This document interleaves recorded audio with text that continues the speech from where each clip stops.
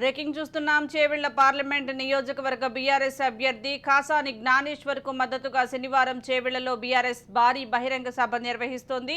ఇవాళ Farah engineering college ground లో జరగనున్న ఈ సభకు పార్టీ చీఫ్ కేసీఆర్ ముఖ్య నేతలు హాజరు కానున్నారు. సభకు సంబంధించిన ఏర్పాట్లు పూర్తయ్యాయని, సుమారు 2 లక్షల మంది ఈ సభకు హాజరయ్యేలా జన సమీకరణ చేస్తున్నామని చేవెళ్ల బీఆర్ఎస్ నాయకులు తెలిపారు. ఈ సభకు ప్రజా ఆశీర్వాద సభగా పేరు పెట్టారు. అసెంబ్లీ ఎన్నికల్లో ఓటమి తర్వాత నల్గొండ, కరీంనగర్లో జరిగిన సభలో కేసీఆర్ పాల్గొన్నారు. అయితే ఈ 2 సభలు లోక్సభ ఎన్నికల షెడ్యూల్కు ముందే జరిగాయి. షెడ్యూల్ వచ్చిన తర్వాత జరుగుతున్న మొదటి సభ ఇదే. చేవెళ్ల అభ్యర్థి కాసాని జ్ఞానేశ్వర్ ముదిరాజ్ పోటీ చేస్తున్నారు. ఆయన అధిక మెజారిటీతో గెలిపించాలని కేసీఆర్ ఓటర్లను కోరనున్నారు.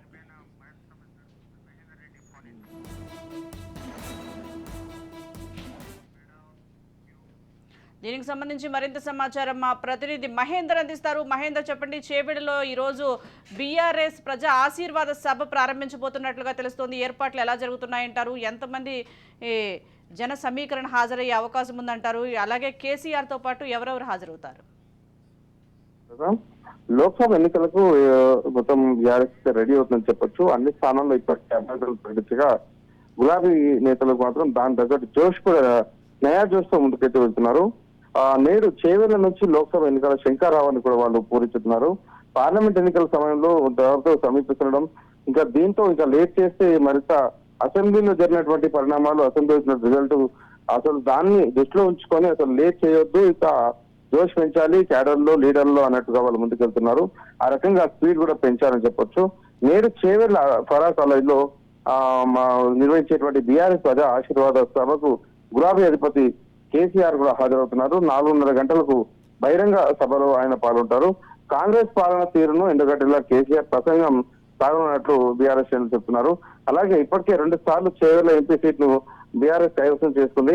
మరోసారి విజయం సాధించాలని హ్యాట్రిక్ కొట్టాలని కూడా వాళ్ళందరూ భావిస్తున్న పరిస్థితి కనిపిస్తుంది.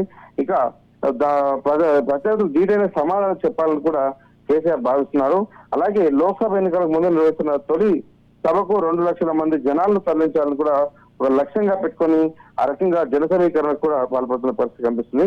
ఇక లోక్సభ ఎన్నికలు ప్రచారంలో భాగంగా ఇటు నేడు ఫరాకాలో జరుగుతున్నటువంటి ఈ బహిరంగ సభ ఏర్పాట్లను అక్కడ ఉన్నటువంటి స్థానిక ఎమ్మెల్యే కాళీ యాదయ్య, మండలి చైర్మన్ మాజీ చైర్మన్ స్వామి గౌడ్, అలాగే మాజీ మంత్రి మహేశ్వరం ఎమ్మెల్యే సవితా రెడ్డి పరిశీలిస్తున్నారు. రాష్ట్రంలో కేసీఆర్ 10 ఏళ్ల పాలన, కాంగ్రెస్ పార్టీ 3 నెలల పాలన బేరీజ్ చేసుకోవాలని అవసరం ఉందని, అలాగే లోక్సభ ఎంపీ అభ్యర్థి బీసీ నేత మాజీ ఎమ్మెల్సీ కాసాని జ్ఞానేశ్వర్ ను భారీ మెజార్టీతో గెలిపించుకోవాలని నేత చెప్పుకొస్తున్నారు. మరోవైపు ఈ నెల 16వ తేదీన సంగారెడ్డి జిల్లాలో కేసీఆర్ పర్యటించేటట్టుగా ప్లాన్ కూడా షెడ్యూల్ కూడా చేస్తున్నారు. సుల్తాన్పూర్ శివార్లోని సింగో చౌరస్తలో భారీ బహిరంగ సభకు అక్కడ కూడా హాజరవుతున్నారు బీఆర్ఎస్ అధినేత. మరోవైపు ఇప్పటికే పార్లమెంట్ సన్నాహక సమావేశాలు కూడా విస్తృత స్థాయిగా జరుగుతున్న పరిస్థితి కనిపిస్తుంది.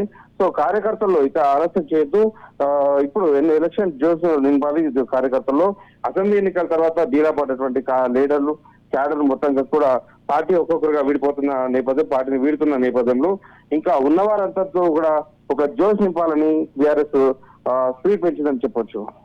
మహేందర్, అలాగే ఎలక్షన్ షెడ్యూల్ విడుదలైన తర్వాత చేవెళ్లలో నిర్వహించేది బీఆర్ఎస్ ఫస్ట్ సభ కాబట్టి అక్కడ సీఎం కేసీఆర్ నిర్వహించే స్పీచ్ ఎలా ఉండబోతుందంటారు? అలాగే ఇటు శ్రేణుల్లో కానీ, పార్టీ శ్రేణుల్లో కానీ, ఇటు కార్యకర్తల్లో కానీ, ప్రజల్లో కానీ ఉత్తేజం నింపేందుకు స్పీచ్ ఎలా ఉండబోతుందంటారు? మొత్తానికి గత అసెంబ్లీ ఎన్నికల్లో జరిగినటువంటి ఓటమి వైపు వాళ్ళు వేరు చేసుకుంటూనే ఇది తొలి సభ జరగబోతుంది. మొత్తంగా ఈ రోజు నుంచి ఆయన ఎన్నికల ప్రచారాన్ని అయితే హోరెత్తించున్నారు. నేడు కేసీఆర్ ఇది తొలి సభగానే భావిస్తున్నారు. చేవెళ్లలోని ఫరాకాలో జరుగుతున్నటువంటి ఈ సభను అసెంబ్లీ షెల్తో వచ్చిన తర్వాత తొలి సభ దీన్ని భావిస్తున్నారు. ముఖ్యంగా ఈ సభ ఉద్దేశం ఏంటంటే అసెంబ్లీ ఎన్నికల్లో ఓటమి పాలైన తర్వాత బీఆర్ఎస్ శ్రేణులంతా కూడా ఒక్కసారిగా డీలా పడడం, ఎక్కడ కూడా అనుకున్నంత పిలుపునిచ్చినా కూడా అనుకున్నంత జన సమీకరణ చేయకపోవడం, ఏ కార్యక్రమం చేసినా ఎక్కడ కూడా కార్యక్రమాలు చేయకపోవడం, వైపు కవిత అరెస్టు, మొత్తం పార్టీ కార్యకర్తల్లో ఒక దాదాపు ఇంకా బీఆర్ఎస్ పార్టీ ఉండదు అనేటటువంటి ఆలోచన రావడం, దానికి తగ్గట్టుగా ఒక్కొక్క ఎంపీ అభ్యర్థులు సైతం అలాగే ఎమ్మెల్యేలు కాగా మాజీ ఎమ్మెల్యేలు కూడా బీఆర్ఎస్ పార్టీ వేయడం, ఇవన్నీ కూడా కార్యకర్తల్లో ముఖ్యంగా ఒక జోష్ అనేది పూర్తిగా పోయింది. సో ఇప్పుడు ఈ సభతో షెడ్యూల్ తర్వాత ఈ సభతో ఈ 2 లక్షల మంది జన సమీకరణ చేసి బీఆర్ఎస్ పార్టీ అంటే ఇంకా ఉంది ప్రజల్లో, బీఆర్ఎస్ పార్టీకి ఇలా ప్రజలు కదిలి వస్తున్నారు అనేటువంటి ఒక సంకేతం ఇస్తూ ఆ షెడ్యూల్ దాని దగ్గర ప్లాన్ చేసుకునే పరిస్థితి కనిపిస్తుంది. Right, thank you Mahender.